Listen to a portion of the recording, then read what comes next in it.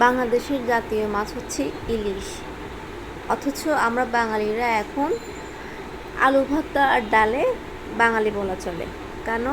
আমরা ইলিশ মাছ এখন কেনার সামর্থ্য নেই।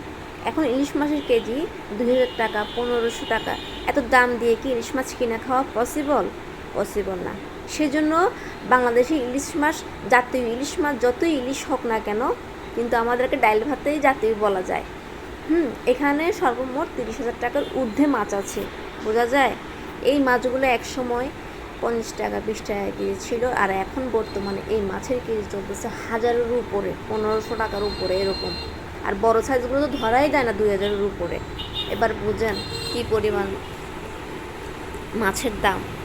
আর দেখেন, আমাদেরই বাংলাদেশের মধ্যে মাছ ধরা হয়, কিন্তু এমন না যে বিদেশ থেকে নিয়ে আসা হয়, এমন না, বাংলাদেশের মধ্যেই ধরা হয়, কিন্তু অনেক দাম। তো কি তার থেকে কি আমরা মরিচ ভাত দিয়ে খাওয়াটা বেটার?